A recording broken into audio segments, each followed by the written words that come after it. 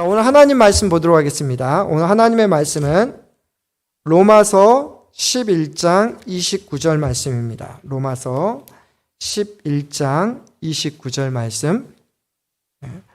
Today's scripture comes from Romans chapter 11 verse 29. 제가 읽어드리겠습니다. 하나님의 은사와 부르심에는 후회하심이 없느니라. For God's gifts and His call are irrevocable. It's from Romans 11:29. 사랑하는 성도 여러분, 오늘은 하나님의 부르심에는 후회하심이 없습니다라는 제목을 가지고 여러분에게 말씀을 전하도록 하겠습니다. 이 자리에 앉아 계신 저와 여러분 모두에게 하나님의 은혜가 충만하기를 간절히 소원합니다. 목사들이 늘 긴장할 때가 있습니다. 롱 위켄드, 그 다음에 비가 올 때, 그럴 때 이렇게 많이 긴장합니다. 그래서 어떤 분은 이때 나온 성도들이 진짜다. 이때 예배 드려주는 성도들이 진짜다. 여러분들이 진짜인데 한국을 방문하고 계시고 안 나오시더라도 진짜인 성도님들이 많이 있다라고 생각합니다. 여러분 감사합니다.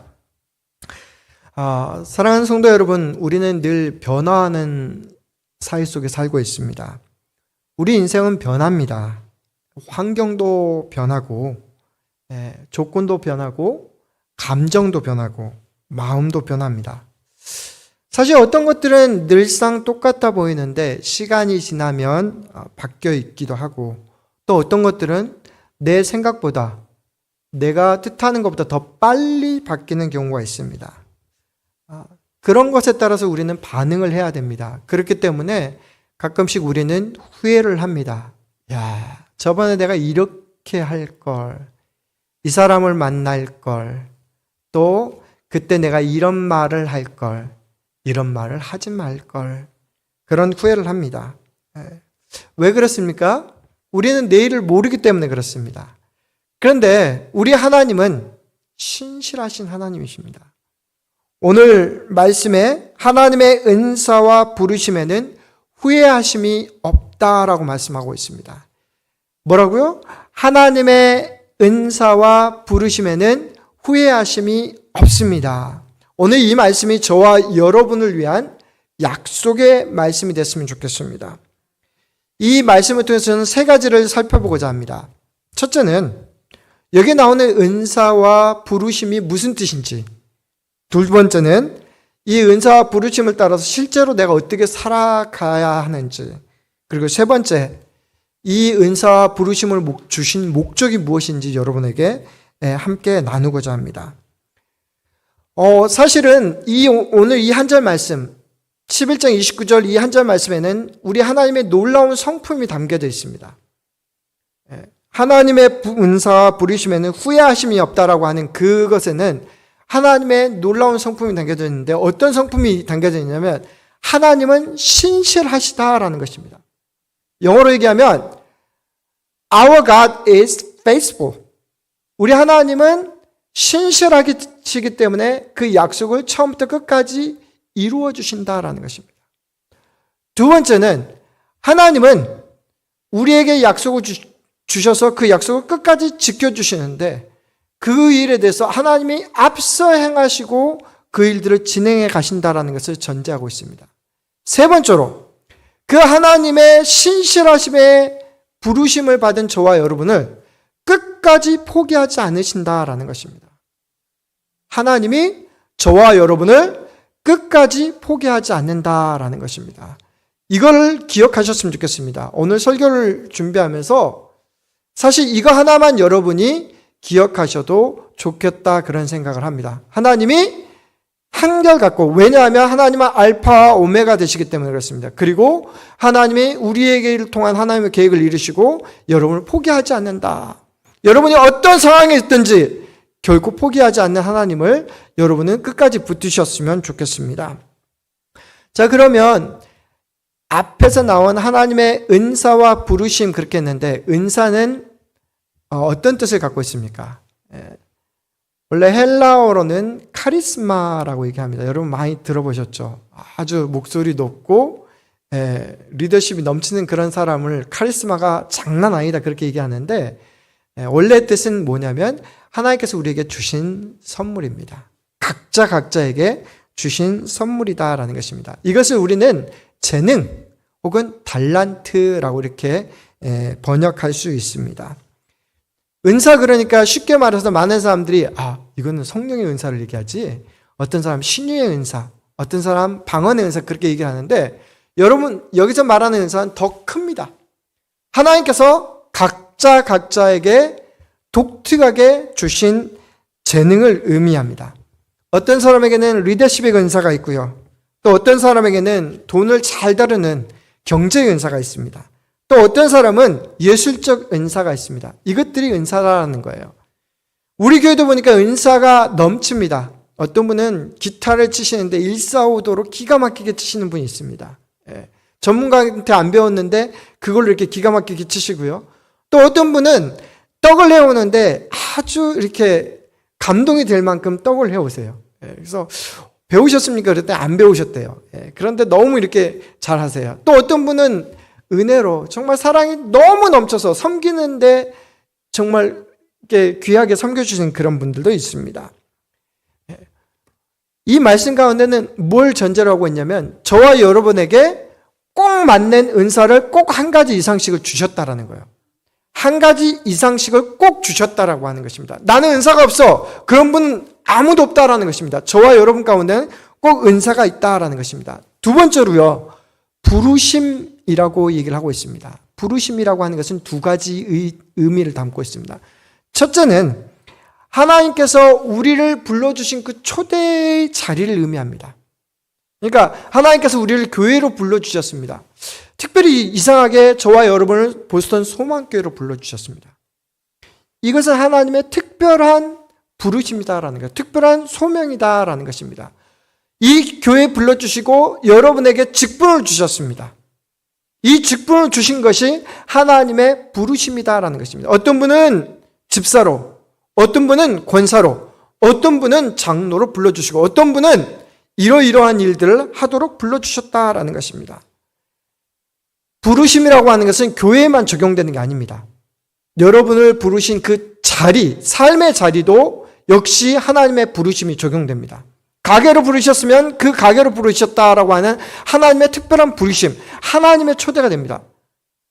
어떻게 보면 여러분이 선택한 것 같은데 하나님께서 여러분을 그곳으로 인도하셔서 어떤 가게를 운영하게 하셨고, 어떤 일을 하게 하셨고, 어떤 공부를 하게 하셨다라는 것입니다.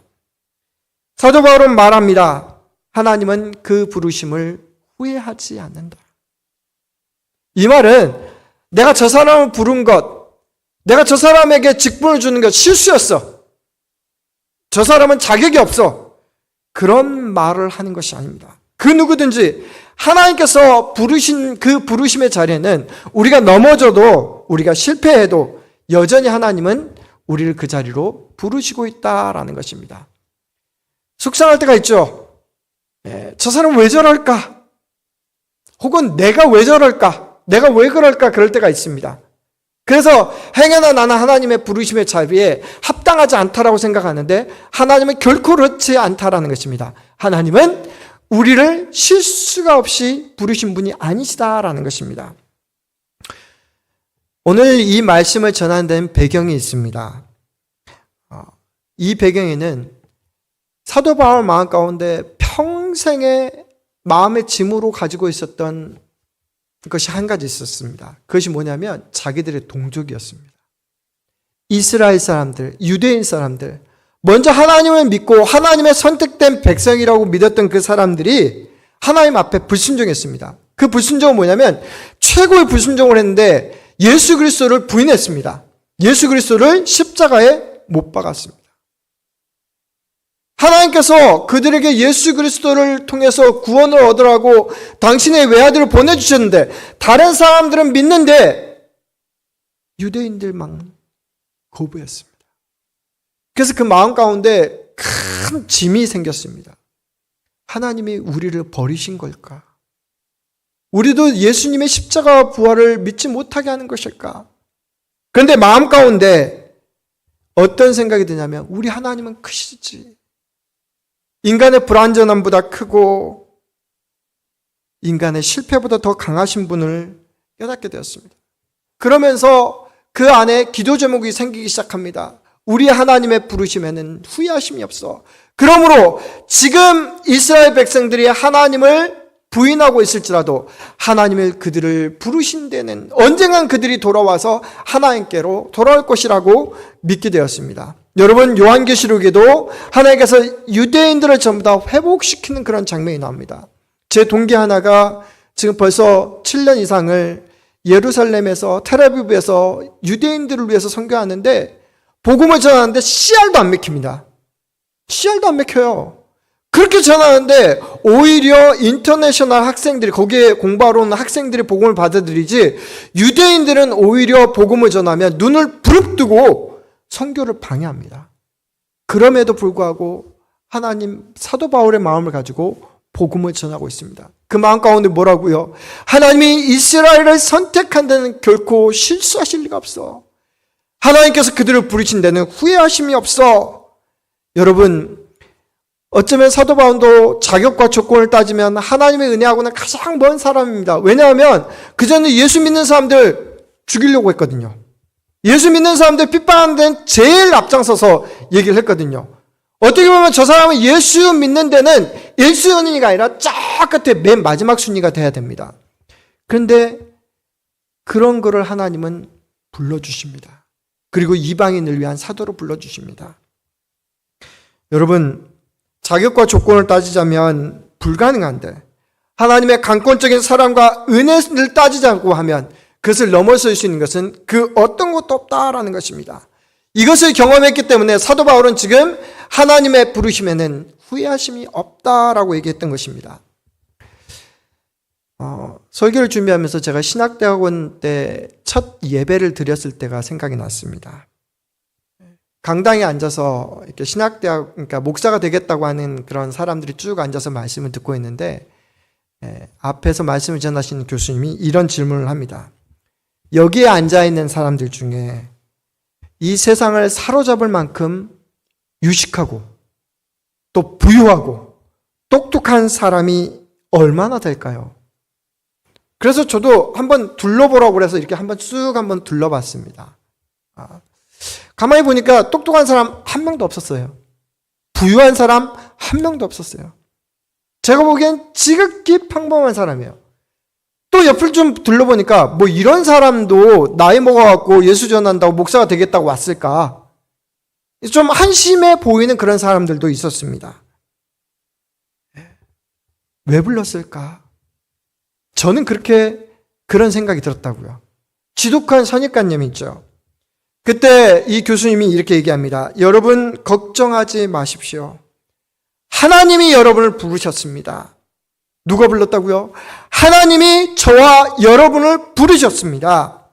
하나님은 세상에 미련한 것들을 택하사 지혜 있는 자들을 부끄럽게 하려 하시고 세상의 약한 것들을 택하사 강한 것들을 부끄럽게 하려 하시며 하나님께서 세상의 천한 것들과 멸시받는 것들과 없는 것들을 택하사 있는 것들을 폐하려 하시나니 이는 아무 육체도 하나님 앞에서 자랑하지 못하게 하려 하심이라. 고린도전서 1장 27절부터 29절까지 말씀을 인용하시면서 우리 하나님은 크신 하나님이십니다. 저와 여러분을 부르시는 데는 하나님의 특별한 이유가 있습니다. 이것을 부르신 데는 하나님께서 여러분을 책임져 주시겠다는 말입니다. 하나님의 부르심에는 결코 후회하심이 없습니다. 저와 여러분은 지금 이해할 수 없을 것입니다. 그런데 한 30년쯤 지나다 보면 여러분은 그것을 이해할 것입니다. 그 당시에 저는 이해할 수 없었습니다. 근데 30년쯤 지나고 나서 보니까 하나님의 놀라운 은혜를 경험하게 됩니다. 그 사람이 복음을 전하다니, 하나님 그렇게 귀하게 사용해 주시다니, 하나님이 이런 사람도 써주시는구나, 그런 것들을 느낄 수 있습니다. 여러분, 저와 여러분 중에 혹시나 나 같은 사람도 하나님이 사용하실까? 나는 이제 하나님께 쓰임받을 수 없어. 나 같은 사람은 이제 다 끝났어. 그렇게 생각하고 계십니까? 하나님은 지금 저와 여러분에게 말씀하십니다. 아니야. 내가 너를 부른 것을 후회하지 않아. 너는 여전히 쓰일 수 있어. 이 시간 이런 하나님의 음성을 듣는 저와 여러분 되시기를 주의 이름으로 간절히 축원합니다. 아멘. 하나님은 저와 여러분 각 사람에게 다른 은사를 주셨습니다.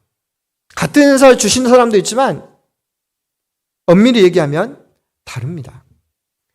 그런데 여러분, 저와 여러분에게 은사를 주시고 부르심의 자리가 다른 데는 특별한 목적이 있습니다. 그 목적은 뭐냐면 나를 자랑하기 위해서 혹은 사회적인 신분을 자랑하기 위해서 그 직분이나 은사를 주신 게 아니다라는 것입니다.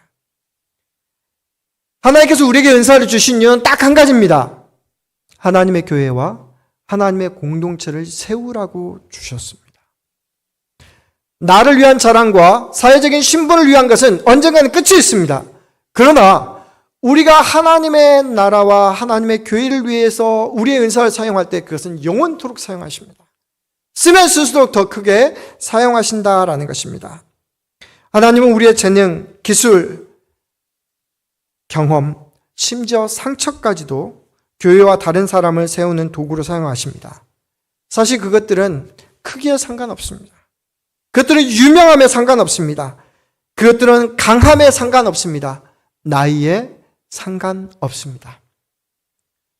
언젠가 제가 기독교 방송을 보는데 어느 한 교회를 비춰주더라고요. 그 교회의 부엌이었습니다. 부엌에서 뭘 하는가 봤더니 여전도의 성도님들이, 이게 머리가 희끗희끗해지신 여전도의 성도님들이 부엌에서 반찬을 만들고 있는 거예요. 일사불란하게 만들고 있습니다. 반찬을 만들면서 이렇게 층층 이렇게 컨테이너를 쫙 쌓아놓는 거예요. 그러면서 이렇게 모아놔 봤더니 그곳의 이름이 일명 사랑의 반찬 나눔팀이라고 이렇게 하는 그런 봉사 공동체였습니다. 요리를 잘하는 주부 성도님들이 정성껏 반찬을 만들어서 모아놔 봤더니 홈리스 사람들, 그다음에 독거 노인들을 위해서 계속해서 이렇게 주는 그런 사역을 합니다. 아마 우리 뒤에 계시는 그 한샘교회 사모님, 그 교회도 그거 하시죠? 인천에 있는 우리 한샘교회 사모님 그 교회도 그거 충분히 하실 거라고 저는 생각합니다. 교회의 규모가 어느 정도 되면 그렇게 나누고 있더라고요. 이분들은 말합니다. 우리가 특별한 사역자는 아니지만 하나님이 주신 요리의 재능으로 누군가를 섬길 수 있습니다. 그들은 주방에서 음식을 만들지만 그 반찬은 단순한 음식이 아니라 사랑의 편지가 되어 전달됩니다. 하나님은 요리라는 작은 은사를 사용해 그들의 손을 통해 하나님의 손길을 보여주십니다. 은사는 꼭 크고 화려해야만 의미 있는 것이 아닙니다. 작고 평범한 재능이라도 하나님께 드려질 때 거룩한 은사가 됩니다. 우리 교회도 가만히 보니까 이런 부분 잘하고 있는데 조금 아쉬운 건 뭐냐면 나중에 남는 걸 이렇게 싸가지고 가게 하는 것보다 미리 좀 마련해가지고 가져가실 수 있도록 이렇게 준비해줬으면 좋겠다. 그러면 보다 더 의미가 있고 괜찮겠다 그런 생각을 좀 한번 하게 됩니다. 남는 거 가져가는 것보다 미리 준비되어 가는 게 더 귀해 보이지 않습니까? 그냥 이건 순전히 제 개인적인 의견입니다. 어찌됐든 우리의 은사는 크고 화려할 필요가 없습니다. 여러분의 자그마한 부분에서 이렇게 섬기면 됩니다. 뉴욕과 뉴저지에는 실버 선교회라고 하는 그런 선교회가 있습니다. 2004년에 만들어져서 벌써 20년 이상이 넘었는데요. 은퇴를 앞두고 있거나 은퇴하신 분들이 이제 한 3년 정도 교육을 받고 나서 항상 봄, 가을로 10주 정도 교육을 받고 나서 끝나면 단기 선교를 갑니다. 주로 어디를 가나 봤더니 과테말라나 엘살바도르 그런 그 라틴 아메리카 지역으로 이렇게 갑니다. 근데 이분들이 참 보면 귀합니다. 이분들이 뭐 하나 봤더니 저희 교단에 속했던 이종범 선교사님이라고 하는 분이 있는데 이분이 은퇴하시고 나서 과테말라 가서 뭐 하나 봤더니 초중고등학교 아이들을 모아가지고 음악을 가르쳐 주십니다. 또 어떤 분은 한의사였던 분은 거기 가서 뜸 치료해주고 침을 놔줍니다. 여러분 이상하지 않습니까? 외국인들이 침을 그렇게 좋아하세요. 처음에는 되게 의심의 눈초리로 봤는데 침 떠주고 이렇게 부항 떠주는 걸 너무 좋아하시는 거예요. 백인이 그걸 좋아하고 라틴 스페니쉬의 사람들이 그걸 좋아하는 거 보면서 그게 감동이 됩니다. 예, 그 중에는 수많은 한 400명 정도가 이렇게 졸업을 했는데요. 그 중에 한 13가정 정도가 지금도 전 세계로 흩어져 가지고 복음을 전하고 있습니다. 가까운 데서는 과테말라에서 이렇게 하신 분도 있지만 멀리는 터키나 유럽 같은 데 가서 이렇게 사역하고 있는 분들도 있습니다. 이 사역이 주는 메시지가 뭡니까? 하나님의 은사가 사용되는 데는 나이에 상관없다라는 것입니다. 나이가 많다라고. 예, 우리 이용란 집사님 좋아하시는 유행가가 하나 있는데 내 나이가 어때서? 하나님의 일을 하는 데는 내 나이가 어때서가 없다라는 것입니다. 여러분, 정말로 수많은 인생, 나를 위해 지금까지 살아왔지만 이제 하나님의 부르심을 깨닫고 한 아주 짧은 기간일지라도 하나님을 위해서 사용된다라고 하면 그것만큼 의미 있는 시간이 없다라는 것입니다. 하나만 더 예를 더 드리도록 하겠습니다. 제가 좋아하는 국회의원, 한국 국회의원이 있습니다. 김예지라고 하는 피아니스트가 있는데요. 이분은 어려서 2살 때 넘어져갖고 눈을 다쳤습니다. 눈을 다쳤는데 하나님께서 주신 음악적인 재능으로 숙대를 나와서 미국에서 이렇게 석박사를 밟았습니다. 정말로 어렸을 때 할머니는 너무너무 사랑해 줬는데 엄마는 이 아이를 키우면서 아주 혹독하게 키웠어요. 장애인들에게 대해서 결코 세상은 편하지 않다. 정말로 못됐다. 현실을 정확하게 가르쳐주면서 이렇게 교육을 시켰습니다. 그러면서 믿음으로 교육을 시켰습니다. 그녀는 말합니다. 나는 보지 못하지만 들을 수 있는 귀를 주신 하나님께 감사합니다. 그러면서 그의 피아노로 많은 사람들을 유익하게 하고 그리고 지금은 국회의원이 되어서 자기가 받았던 그 첫인상들, 그 차별들을 바꾸기 위해서 장애인 인권을 위해서 열심히 애를 쓰고 있습니다. 국민의힘 소속이긴 한데요. 당을 떠나서 참 제가 존경한다 그렇게 생각을 합니다. 자, 이것은 무엇을 의미합니까? 하나님은 우리의 약한 부분까지 여러분이 생각하기에 약하다고 생각하는 그 부분까지 사용하신다라는 것입니다. 결국 은사는 개인의 성공이 아니라 하나님의 교회와 공동체 회복을 위해서 살 때 그때 빛나는 법입니다. 제가 좋아하는 예수님의 말씀이 있습니다. 무엇입니까? 예수님께서 산 위에서 하나님의 말씀을 증거할 때 많은 사람들이 하루 종일 말씀을 듣다가 배가 고팠습니다. 배가 고팠어요. 그때 제자들이 배고프니까 그냥 집으로 돌아가게 합시다. 아니면 다른 데 가서 사 먹게 합시다. 그렇게 얘기를 했습니다. 그때 예수님은 그 말씀을 들으시고 그렇게 해. 그렇게 얘기하지 않으셨습니다. 예수님께서 뭐라고 그랬냐면 너희가 먹을 걸 주라. 그러니까 제자가 딱 보더니 저기 어떤 애가 주님 앞에 이 사람들을 위해서 뭔가를 드리려고 가져왔는데 그것이 있습니다. 가져와서 보니까 물고기 5마리와 맞나요? 네. 떡 5개와 물고기 2마리를 이렇게 가지고 든 그 도시락을 가져온 거예요. 예수님이 그것을 기뻐하셨습니다. 그것을 가지고 하나님 앞에 축사하시면서 축사를 하고 나서 하나님 제 기도 들어주신 거 감사해요. 그러면서 나눠주셨습니다. 몇 명이 먹었습니까? 5,000명이 먹었습니다. 5,000명이 먹고 12광줄이나 남는 그런 놀라운 기적이 벌어졌습니다. 이것을 해석하신 어느 목사님의 해석이 기가 막힙니다. 세상에 어떤 사람은 5,000명분의 음식을 깔고 사는 그렇게 버리고 사는 사람이 있는데 그런 사람이 그리스도인이 되지 않기를 원합니다. 저와 여러분은 5,000명분을 먹일 수 있는 그런 사람이 되기를 원합니다.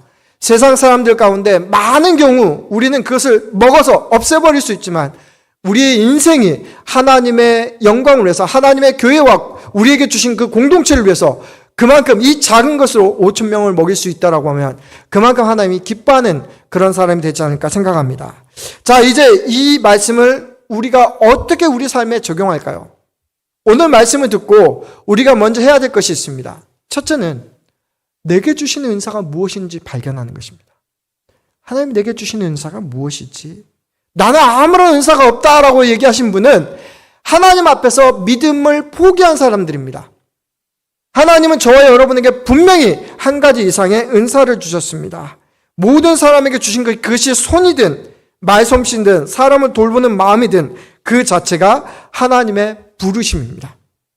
그리고 그 은사를 발견한 후에 그 다음에 이 은사를 어떻게 사용해야 됩니까? 하나님께 드려야 됩니다. 하나님께서는 정말 많은 사람들이 가져보지 못한 그런 은사를 주셨을지도 모릅니다. 그럼 어떻게 한다고요? 궁극적으로는 이 은사를 하나님께 다시 돌려드리는 것이 중요하다라는 것입니다. 은사는 나를 빛내기 위해서 사용된 것이 아닙니다. 하나님의 영광을 위해서 사용하기 위해서 주신 것입니다.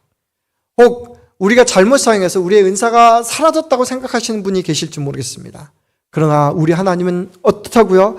하나님의 은사와 부르심에는 후회하심이 없다라고 말씀했습니다. 이 말은 뭐냐면 거동한 것 같은데 하나님은 그것을 결코 사라지지 않게 했다라는 것입니다.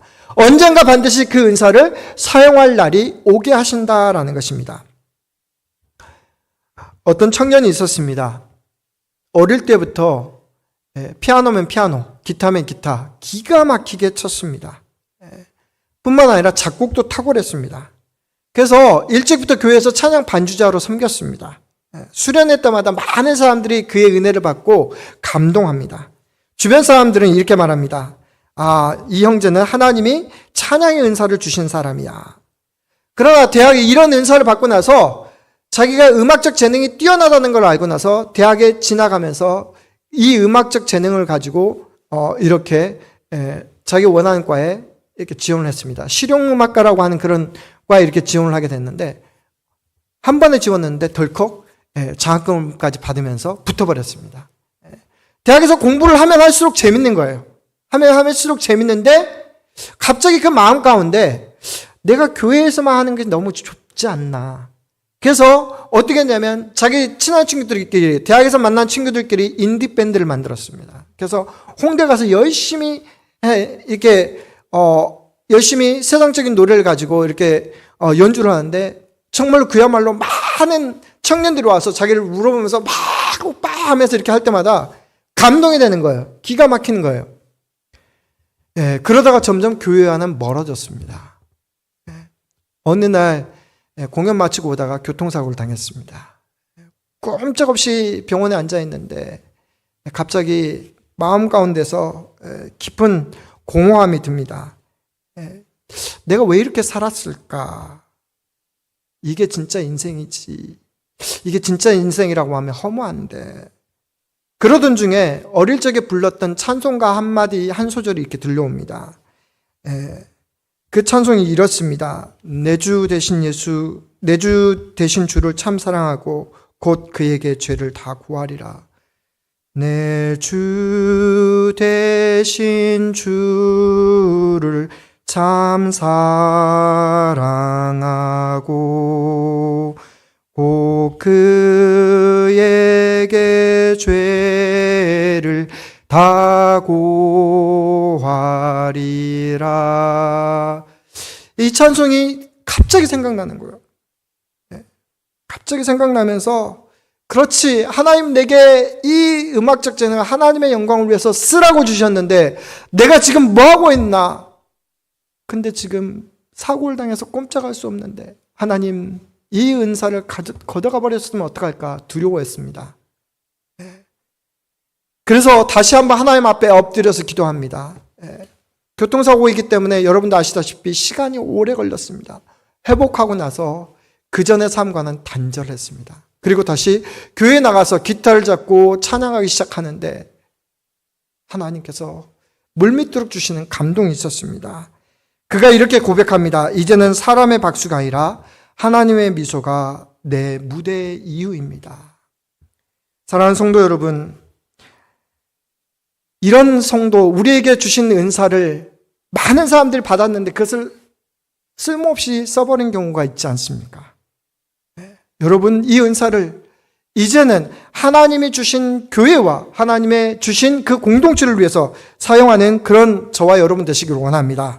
우리 교회는 각자의 은사가 모여 하나님의 몸을 이루는 공동체입니다. 어떤 이는 손이 돼야 되고, 어떤 이는 눈이 돼야 되고, 어떤 이는 귀가 됩니다. 서로 다르기에 우리는 함께 해야 합니다. 여기에 있는 저와 여러분 한 분 한 분 필요 없는 분이 없습니다. 저와 여러분 모두가 다 필요합니다. 그러면서 한 가지 목적, 하나님의 몸을 이루고 이 안에 하나님 나라와 밖으로 하나님 나라를 펼칠 수 있는 그런 은혜가 필요하다라는 것입니다. 사랑하는 성도 여러분, 이제 말씀을 정리하도록 하겠습니다. 오늘 본문 말씀 이 한 절, 하나님의 은사와 부르시면은 후회하심이 없다라고 하는 것은 분명합니다. 하나님이 내가 너를 책임져 줄 거야. 내가 너를 결코 포기하지 않아. 그러니 너의 은사를 가지고 하나님 나라를 위해서 써다오. 그런 메시지를 담고 있습니다. 혹시 신앙의 열정이 식어져 버렸고 또 교회를 섬기는 데서 자꾸 다른 사람이 보입니까? 하나님은 저와 여러분의 이름을 부르십니다. 그 부르심에는 결코 후회하심이 없습니다. 여전히 부르시는 그 하나님의 부르심 앞에 정말 아멘 하면서 나아갈 수 있기를 원합니다. 오늘 하루 돌아보면서 하나님 내게 주신 은사가 무엇입니까? 혹시 내가 놓치고 있는 것은 무엇입니까? 하나님, 내가 그 은사를 하나님의 교회와 하나님의 지체들을 위해서 아낌없이 사용하겠습니다. 내가 이것을 위해서 더욱 훈련하겠습니다. 그렇게 다짐하면서 하나님 앞에 나갈 수 있는 저와 여러분 되시기를 간절히 소원합니다. 다 같이 기도하도록 하겠습니다.